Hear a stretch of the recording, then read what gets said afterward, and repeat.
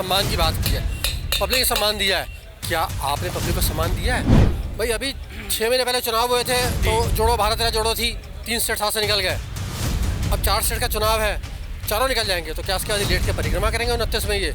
ये अंतिम यात्रा है। राजनीति का रंग और रूप बदलने जा रहा है। रंग भगवा और रूप भाजपा का, और रंग भगवा और रूप भाजपा का समझ के नीतीश कुमार समझ गए और संभल गए और आ गए बीजेपी में। माता जी पत्र लिख रही हैं। हाँ। माता जी को पता नहीं हिंदी लिखना आता भी है कि नहीं आता है, और वो पत्र लिख रही हैं और ये बोल रही है कि भैया मेरे परिवार को प्यार देना। ये उस जनता को बोल रही है जिस जनता ने लात मार के भी उनको निकाल दिया। एक ही नारा, एक ही नाम बोलता है सिर्फ मोदी का ही का। तो उनकी मजबूरी है, उनको पत्र लिखना पड़ रहा है। बेटा भैया बर्बादियों का जश्न मना रहा है, माता जी पत्र लिख रही है, और इनकी पूरी पार्टी बस पत्र लिखने और पैदल चलने भर की नजर आ रही है मुझे तो। न्याय की बात करते हैं, अपना तो न्याय दिलाने नहीं सकते हैं और चलो है न्याय और भारत जोड़ने। ये भारत तोड़ने वाले हैं, ये कभी जोड़ने वाले नहीं है। जो इनके प्रधानमंत्री पद के दावेदार थे हमारे पलटू चाचा बैगन, वो तो घूम गए, वो तो फिर से एनडीए में आ गए। भैया अब इनका पंजा बचा, ना इनका साइकिल बचा, ना इनका झाड़ू बचा। किसान कर रहे हैं, किसान हमारे अन्नदाता है, कृषि अर्थव्यवस्था का हिस्सा है, लेकिन कैसे प्रोटेस्ट कर रहे हैं? उपद्रवी जैसे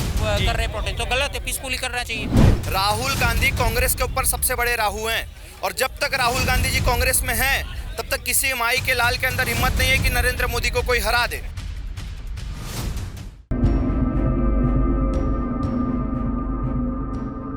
नमस्कार दर्शकों, आपने देखना चालू कर दिया द न्यूज़ 15 और मैं हूं आपके साथ सक्षम तिवारी। लोकसभा चुनाव नज़दीक आते जा रहे हैं और वैसे भी हलचल तेज़ होती जा रही है। आपको बता दें कि बीते दिनों सोनिया गांधी ने पत्र लिखा और उन्होंने अपने पत्र में अपनी रायबरेली की जनता को संबोधित करते हुए लिखा कि उन्होंने कहा कि आपने इतने वर्ष हमें सम्मान दिया, हमारे परिवार को सम्मान दिया, पूरे गांधी परिवार को सम्मान दिया, और अब वो राज्यसभा में उन्होंने लोकसभा चुनाव लड़ने का फैसला मना कर दिया। उन्होंने कहा वो लोकसभा चुनाव नहीं लड़ेंगी और अब वो राज्यसभा के लिए मनोनीत हो गई हैं। तो इसी पर हम आज जनता से पूछेंगे कि उन्होंने जो पत्र लिखा है, उन्होंने कहा कि रायबरेली की जनता को पत्र लिखते हुए कहा है कि आप हमारे परिवार को संभालिए और हमें ये यकीन है कि आप हमें आने वाले समय में मजबूत करेंगे हमारे परिवार को। इस पर हम जनता से राय ले लेते हैं कि जनता क्या कहती है। हमारे साथ यहाँ पर एक सज्जन मौजूद है, उनसे बातचीत कर लेते हैं। पाजी, एक तरफ लोकसभा चुनाव में राहुल गांधी यात्रा निकाल रहे हैं, अपनी कह रहे हैं कि हम बेरोज़गारों की आवाज़ बन रहे हैं, और वहीं उनकी अब माँ कह रही हैं कि वो लोकसभा का चुनाव नहीं लड़ेंगी और वो राज्यसभा में रहेंगी। और पर उन्होंने एक रायबरेली की जनता को एक पत्र लिखा है, उसमें काफ़ी भावुकता से उन्होंने अपने जज्बात व्यक्त करें। उन्होंने कहा है कि आप मेरे परिवार को संभालिए, परिवार को मजबूत करिए। तो क्या लगता है कि ऐसे पत्र से और इस प्रकार के जो ये मतलब ये चीज़ें कर रही हैं, इनसे कुछ असर पड़ेगा लोकसभा चुनाव पर? सर, एक वर्ड है डुअल पर्सनैलिटी। हाँ, हिंदी में डुअल पर्सनैलिटी हिंदी में क्या कहते हैं, मैं आपके एक सम्मानित तरह नहीं बोलना चाहता हूँ। जी। सोनिया गांधी ने पत्र लिखा और कहती है कि सम्मान की बात की है, पब्लिक ने सम्मान दिया है। क्या आपने पब्लिक को सम्मान दिया है? क्या आपके खानदान में से किसी ने भी 3 प्रधानमंत्री इस खानदान ने दिए, क्या किसी ने पब्लिक को सम्मान दिया है? आंसर है no, a big no, a loud no. भाई कहते हैं ना, कुछ देने के लिए कुछ पाने के लिए देना पड़ता है। आपने कुछ किया नहीं है, पब्लिक ने आपको जो एग्जिट का रास्ता दिखा दिया है। आज की डेट में जो है आपके जो 52 साल के जो अक्लमंद युवा पुत्र हैं, देखिए अक्लमंद 2 वर्ड है, 52 साल के युवा। हमारे घर 52 साल का कौन होता है? चाचा जी आ रहे हैं, मामा जी आ रहे हैं, मौसा जी आ रहे हैं, यहाँ से युवा कहते हैं। चलो कोई बात नहीं, अपनी अपनी मेंटालिटी है ये। अंतिम यात्रा जोड़ो क्या है, वो जो भी है वो चला रहे हैं। बार बार अंतिम यात्रा क्यों कह देते हैं? इसलिए कह रहा हूँ कि ये इनकी अंतिम यात्रा है ये। जी भाई अभी 6 महीने पहले चुनाव हुए थे तो जोड़ो भारत तेरा जोड़ो थी, 3 स्टेट साथ से निकल गए। अब 4 स्टेट का चुनाव है, चारों निकल जाएंगे तो क्या उसके बाद लेट के परिक्रमा करेंगे 29 में?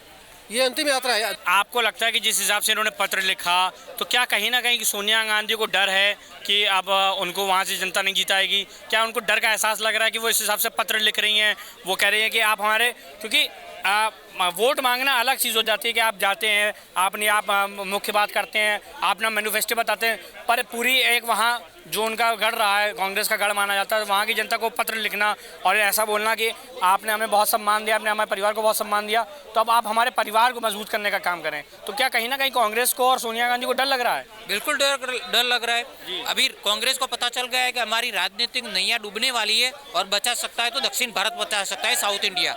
तो ये सोनिया गांधी भी पूरा पॉलिटिक्स उनको पता है, अपने पति के कार्यकाल से, उनका जो परिवारवाद से। देखो ये परिवारवाद वाली नीति ना, उसमें तो वो फंस गए, परिवार वाली नीति में नहीं होते, नहीं फंसते। तो एंटीना माइनो उर्फे सोनिया गांधी, उनको पता चल गया है कि हमारी राजनीति का अब ज़्यादा कुछ, मतलब एक होता है ना कि बैंक करप्ट, मतलब एक कंपनी बैंक करप्ट हो जाती है, तो ऐसे जो विपक्षी है ना, टाइम टू टाइम लुप्त होते जाएंगे। और कांग्रेस को तो पता चल गया है कि अब हम विपक्ष में भी बैठने के लायक जनता नहीं छोड़ने वाली है, क्योंकि ये सब राममय हो गया है। और ये जो राजनीति का रंग रूप बदल गया है, रंग भगवा और रूप भाजपा का, वो तो नीतीश कुमार समझ गए। रंग भगवा, राजनीति का रंग और रूप बदलने जा रहा है, रंग भगवा और रूप भाजपा का, और रंग भगवा और रूप भाजपा का समझ के नीतीश कुमार समझ गए और संभल गए और आ गए बीजेपी में। एक ही नारा, एक ही नाम बोलता है सिर्फ मोदी का ही काम। एक ही नारा, एक ही काम, एक ही नारा, एक ही नाम बोलता है सिर्फ मोदी का ही काम। आप लग रहा है ये कहाँ लिखते कहाँ है, ये स्लोगन कहाँ लिखते हैं आप? देखो ये हम अपने आप से बनाते हैं, पूरा अभ्यास करते हैं। मोदी के बीजेपी के अंक वक्त नहीं है, लेकिन ये चीज़ तो फैक्ट है कि मोदी जी के जो काम अच्छे कर रहे हैं उनकी सराहना करनी चाहिए। लेकिन अगर वो काम ठीक नहीं और उनका प्रोटेस्ट करना चाहिए, लेकिन इसका तरीका होता है। जैसे किसान कर रहे हैं, किसान हमारे अन्नदाता है, कृषि अर्थव्यवस्था का हिस्सा है, लेकिन कैसे प्रोटेस्ट कर रहे हैं, उपद्रवी जैसे कर रहे हैं प्रोटेस्ट, तो गलत है, पीसफुली करना चाहिए। सोनिया गांधी जी अब रायबरेली पर पत्र लिख रही हैं, कह रही हैं कि आपने हमारे परिवार को बहुत सम्मान दिया, आपने हमारे जो परिवार में सदस्य रहे उनको बहुत सम्मान दिया, और अब मैं यहाँ से लोकसभा चुनाव नहीं लड़ूंगी, पर आप मेरे परिवार को मजबूत करने का काम करिए। इस पर क्या कहेंगे? बड़ी विचित्र विडंबना है जी। बेटा घूम रहा है पैदल जी। भारत तोड़ो यात्रा निकाल रहा है, भारत तोड़ो अन्याय यात्रा निकाल रहा है। भारत तोड़ो, माता जी पत्र लिख रही हैं। हाँ। माता जी को पता नहीं हिंदी लिखना आता भी है कि नहीं आता है, और वो पत्र लिख रही हैं और ये बोल रही है कि भैया मेरे परिवार को प्यार देना। ये उस जनता को बोल रही है जिस जनता ने लात मार के भी उनको निकाल दिया रायबरेली से। जीत तो पाती नहीं है, सिर्फ पत्र ही लिखते हैं ये लोग। पत्र लिखे घोटाले, तभी तो उनको लगा कहीं ऐसा तो नहीं कि पत्र में ये जाहिर करना चाह रही हूँ कि जनता शायद इस बार जिता दे। भैया पत्र में वो ये जाहिर करना चाह रही है कि भैया मुझे कम से कम भारत में रहने दो। उनको पता है कि भैया कभी ऐसे दिन ना आ जाए कि मुझे भारत छोड़ के इटली भागना पड़ जाए। इटली तो उनकी मजबूरी है, उनको पत्र लिखना पड़ रहा है। बेटा भैया बर्बादियों का जश्न मना रहा है, माता जी पत्र लिख रही है, और इनकी पूरी पार्टी बस पत्र लिखने और पैदल चलने भर की नजर आ रही है मुझे। तो जीते तो ये है नहीं कहीं। चुनाव जीतना छोड़ के बाकी सब काम इन्होंने कर लिया। इन्होंने बिरयानी बना ली, इन्होंने चक्के वाली ट्रॉली अपने सिर पे रख ली, इन्होंने बाइक राइडिंग कर ली, इन्होंने ट्रक वाले के साथ बैठ के घूम लिया, सब कुछ कर लिया सिर्फ चुनाव जीतने का छोड़ के। पर जो प्रियंका गांधी हैं, प्रियंका गांधी के कयास लगाए जा रहे हैं कि वो अमेठी से लड़ सकती हैं इस बार लोकसभा का चुनाव, और प्रियंका गांधी भी अपनी रैलियों में महिलाओं के प्रति खास तौर पर काफ़ी जागरूक नजर आ रही हैं। महिलाओं के प्रति वो जागरूक सिर्फ रहती हैं कहाँ? एसी में बैठ के अपने घर में या अपने कार्यालय में। अगर इतनी ही तुम्हारे अंदर हिम्मत है तो भैया सड़कों पे उतरो ना। एक मुझे आप रैली दिखा दो। ऐसे तो ये लोग सब गाना गाएंगे कि अरे जब 450 का पेट्रोल था तब स्मृति ईरानी अपने सिर पे सिलेंडर लेके घूमती थी, तो निकले प्रियंका वाड्रा भी घूमे ना। दामाद भैया अरबपति हो गया, बेटा नल्ला हो गया घूमते घूमते, माता जी भी रिटायर हो गई, अब एक बेटी बची है, उसका भी पता नहीं भैया बुद्धि कहाँ है। अरे ये 50 + 15 73 वाले लोग को हम जिताएंगे क्या? आलू से सोना निकालने वाले जीतेंगे, चील कौओं को नौकरी देने वाले जीतेंगे? भैया ये लोग कभी नहीं जीतने वाले। 2 अनपढ़ प्रधानमंत्री इमरान खान और व्लादिमीर जेलेंस्की, यूक्रेन वाला हमने देख लिया। भैया अब हमें पप्पू नहीं चाहिए, पप्पू से हम तंग आ चुके हैं भैया। पप्पू नहीं चाहिए और पप्पू आएगा भी नहीं। आपने तो कोट कर दिया राहुल गांधी को, हम तो नहीं कर सकते खैर, पर अगर आप इतना फैक्ट्स पर बात कर रहे हैं तो फिर जो इनका अलायंस है, इंडिया गठबंधन का अलायंस है, कांग्रेस बार से जब पूछा जा रहा है कि आपका गठबंधन का क्या होगा, तो वो कह रहे हैं कि सीट शेयरिंग पर मामला फंसा हुआ है और इंडिया अलायंस गठबंधन टूटा नहीं है, एक्सेप्ट नहीं कर रहे हैं कि इंडिया अलायंस। आपसे पूछना चाहता हूँ, आपके नज़र में इंडिया अलायंस अभी तक बचा है? जो इनके प्रधानमंत्री पद के दावेदार थे हमारे पलटू चाचा बैगन, वो तो घूम गए, वो तो फिर से एनडीए में आ गए। भैया अब इनका पंजा बचा, ना इनका साइकिल बचा, ना इनका झाड़ू बचा। अरे कुछ तो बचे ना। राहुल गांधी एकमात्र ऐसे नेता हैं जो जहां जहां पैदल चल के गए वहां से इनकी कांग्रेस साफ हो गई। राहुल गांधी कांग्रेस के ऊपर सबसे बड़े राहु हैं, और जब तक राहुल गांधी जी कांग्रेस में हैं तब तक किसी माई के लाल के अंदर हिम्मत नहीं है कि नरेंद्र मोदी को कोई हरा दे। और राहुल गांधी जी ने अगर कांग्रेस छोड़ दिया तो मैं आपको गारंटी के साथ देता हूं उसके बाद बीजेपी का आना बहुत ज़्यादा मुश्किल है। तो भैया जब तक राहुल गांधी है, बीजेपी के ऊपर वरदान है। अगर बीजेपी को हराना है तो भैया कांग्रेस वालों सबसे पहले राहुल गांधी को हराओ, उसके बाद ही बीजेपी हारेगी। राहुल गांधी जी के लिए एक कविता कह देना चाहता हूँ। ये एक ऐसे मात्र नेता है जो हारते हैं उसके बावजूद उतनी ज़्यादा जोर से खुशी मनाते हैं। तो मैं जिंदगी का साथ निभाता चला गया, हर फिक्र को धुएं में उड़ाता चला गया, बर्बादियों का शौक मनाना तो फिजूल था, मैं बर्बादियों का जश्न मनाता चला गया। तो भैया राहुल गांधी जी आप बर्बादियों का जश्न मनाओ, बाकी हमारे मोदी जी तो हैं ही प्रधानमंत्री पद के दावेदार। सर कह रहे हैं कि राहुल गांधी जब तक कांग्रेस में रहेंगे तब तक उन पर राहू मंडरा रहा है, वो कांग्रेस के लिए खुद राहू हैं। तो क्या लगता है कि राहुल गांधी न्याय यात्रा निकाल रहे हैं, सोनिया गांधी अब पत्र लिख करेंगे रायबरेली की जनता को, और प्रियंका गांधी कह रही है कि महिलाओं से मेरा खास जुड़ाव है। तो लोकसभा चुनाव में जब पूरा परिवार लग गया है कांग्रेस का, तो क्या लगता है कि कांग्रेस ये सफल कर पाएगा? क्यों पड़े हो चक्कर में? हाँ कोई नहीं है चक्कर में। मैं हर चैनल पे ये कहता हूँ जी, मैंने ये 4-5 महीने पर नवंबर 18 नवंबर को भी जी। और 22 नवंबर को भी जी सतपाल जी के चैनल पे बोला था कि मोदी जी जैसा वर्ल्ड में कोई लीडर नहीं है। जी मेरी बात अच्छी तरह सुनना। 6 दिसंबर को मैंने 18 नवंबर और 22 नवंबर को आप चैनल पे बोला, और 6 दिसंबर को अमेरिका की ग्लोबल सर्वे जो सर्वे करती है उसने मोदी जी को 76 अंक दिए, ऑस्ट्रेलिया वाले को राष्ट्रपति प्रधानमंत्री 48 अंक दिए, किसी को 36 दिए। मोदी जी के बारे में बोला गया कि एक नंबर 1 प्राइम मिनिस्टर है वर्ल्ड में। मेरी बात सच निकली। आज की देश में जितने भी महापुरुष हुए हैं, मेरी बात ध्यान से सुनना, उन्होंने कहा कि भारत नंबर 1 शक्ति बनेगी। अरे आप तो इतना सब कुछ बता दे रहे हैं, पर जो कांग्रेस है, राहुल गांधी कह रहे हैं कि ये एक ऐसा, ये केवल एक राजा के अंदर सब गुलाम है। मेरे बेटे कांग्रेस का टाइम गया। अच्छा, टाइम गया।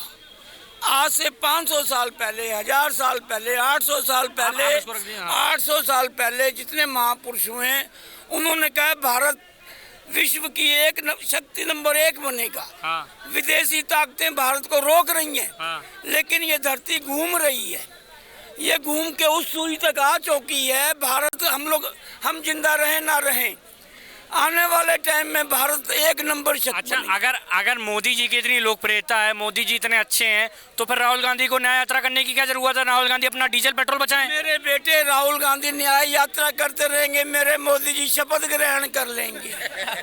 जी भैया, क्या आप मेरी बात को क्यों नहीं समझते? आप सब से पूछते हो 24 में कौन आएगा, 24 में कौन? अरे मोदी जी आ चुके हैं। साडा मोदी बल्ले बल्ले, बाकी सारे ठल्ले ठल्ले। जी भैया, क्या कह रहे हैं? देखो, मैं मानता, चलो राहुल गांधी जी बोलते हैं मोदी खराब है, भ्रष्टाचारी है, बीजेपी ऐसी है, सत्ताधारी पार्टी है, बीजेपी, ईडी, सीबीआई सबका गलत इस्तेमाल करती है। मैं राहुल गांधी जी की सब बात मानता हूँ। अरे भैया तुम चुनाव तो जीतो। मैं बोलता तुम चुनाव जीत जाना, उसके बाद तुम ईडीआई बंद कर देना, सीबी बंद कर देना, इलेक्शन कमीशन बंद कर देना, लेकिन चुनाव तो जीतो ना। मुझे एक राज्य तो बताओ कि भैया जहाँ मैं जीतूँ। अरे समझ में आता है हार जीत लगी रहती है, इनकी हार हारी लगी है। जब से मैं देख रहा हूँ राहुल गांधी जी जब से अध्यक्ष बने तब से 99% चुनाव तो ये हार ही रहे हैं। उसके बावजूद किस मुंह से राहुल गांधी और किस मुंह से कांग्रेस पार्टी आके रात को टीवी पे 9 बजे चिल्लाती है कि अरे हम 400 सीट लाएंगे, हम जीतेंगे, यहाँ की जनता हमें जिता रही है। ऐसे कह तो रही है कि बैलेट पेपर से चुनाव करा दो, अभी दूध का दूध पानी का पानी हो जाएगा। पर ये क्या 5 लाख लोग का देश है क्या, कि 6 लाख लोग का, कि करोड़ लोग का देश है? 140 करोड़ बैलेट पेपर से हुआ तो पाकिस्तान में चुनाव क्या हुआ हमने नहीं देखा क्या टीवी पे?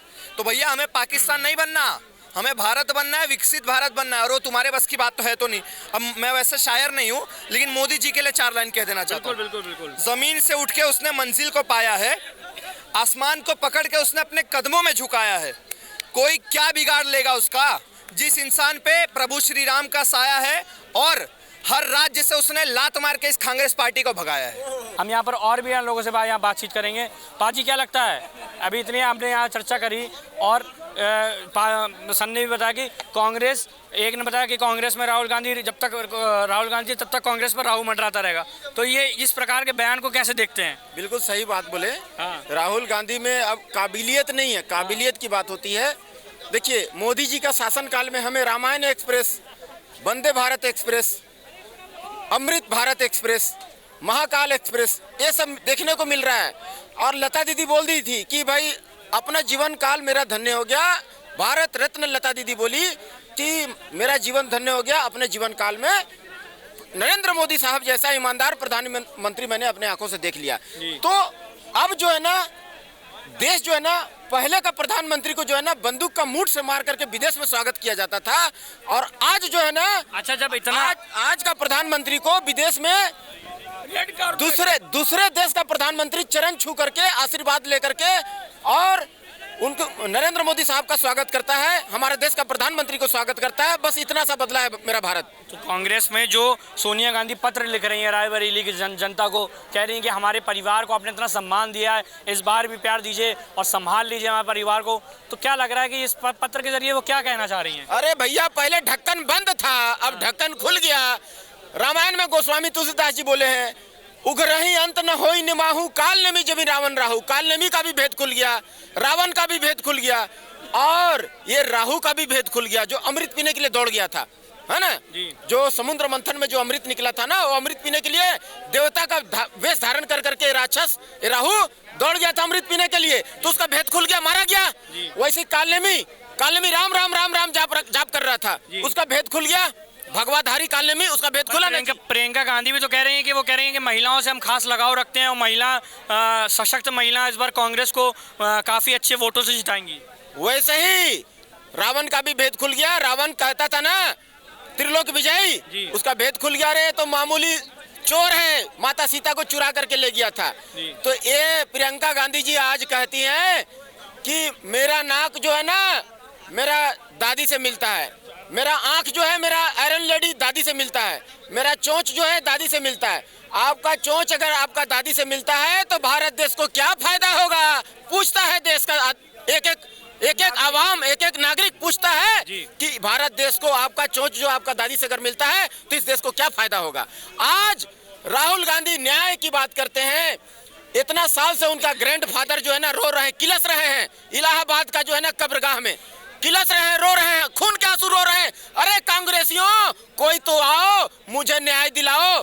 हमारा घर से जो है 4 प्रधानमंत्री बने हैं, लेकिन उसको कोई भी जो है ना कांग्रेसी जो है ना वो फिरोज जहांगीर खान जो उनका ग्रैंडफादर है कांग्रेसियों का, कोई भी उनको जो है एक अगरबत्ती तक दिखाने नहीं जाता है, कोई दुआ फतिया पढ़ने नहीं जाता है, कोई सिरनी चढ़ाने नहीं जाता है। अरे थोड़ा सा तो कांग्रेसियों जाओ, अपने ग्रैंडफादर जो किलस रहे रो रहे हैं उनको न्याय दिला दो, एक बार हाथ फैला करके दुआ कर दो, क्या पता उनको जो है वहाँ जन्नत मिल जाए। तो यहाँ न्याय करो ना। क्या कसूर है मेनका गांधी जी का, जो मेनका गांधी जी के पास में कभी गले नहीं लगने जाते हैं? क्या कसूर है वरुण गांधी जी का, जो राहुल गांधी जी कभी भी उनसे गले नहीं मिलने जाते हैं? कोई शादी पार्टी फंक्शन, कोई पर्व त्योहार, होली दशहरा छठ, इतना पर्व आता है, कभी नहीं जाते हैं उससे, उसके पास में क्या दुश्मनी है मेरे भाई? इतना जन्मदिन मनाते हैं राहुल गांधी जी, अपना वरुण गांधी जी शादी किए, वरुण गांधी जी उनके पास नहीं गए। अरे राजनीति अपना जगह, रिश्ता अपना जगह, क्या उनका कसूर है भाई? उनको न्याय दिला दो ना। न्याय की बात करते हैं, अपना तो न्याय दिलाने नहीं सकते हैं और चले हैं न्याय और भारत जोड़ने। ये भारत तोड़ने वाले हैं, ये कभी जोड़ने वाले नहीं है, ये तोड़ने वाले हैं। ननकाना साहिब को तोड़ करके और दे दिया पाकिस्तान को। 1947 में जब देश आजाद हुई थी ना, तो असल में देश का बंटवारा नहीं हुआ था, बंटवारा हुआ था पंजाब का। 80% पंजाब जो है ना ये पाकिस्तान को दे दिया, 20% पंजाब जो है भारत में रहा। कैलाश मानसरोवर सर ने यहाँ पर संदेश भी दे दिया, हमने यहाँ लोगों से बातचीत भी करी। उन्होंने कहा कि कांग्रेस जिस हिसाब की तुष्टीकरण की राजनीति कर रही है और जिस हिसाब का वो ख्वाब देख रहे हैं, तो ये तो आने वाले समय में पता चल जाएगा कि लोकसभा चुनाव पर इसका क्या असर पड़ेगा। ऐसी तमाम और अन्य बड़ी खबरों को हम आपको दिखाते रहेंगे। तब तक आप देखते रहिए द न्यूज़ 15। कैमरामैन अरुण के साथ मैं सक्षम, धन्यवाद।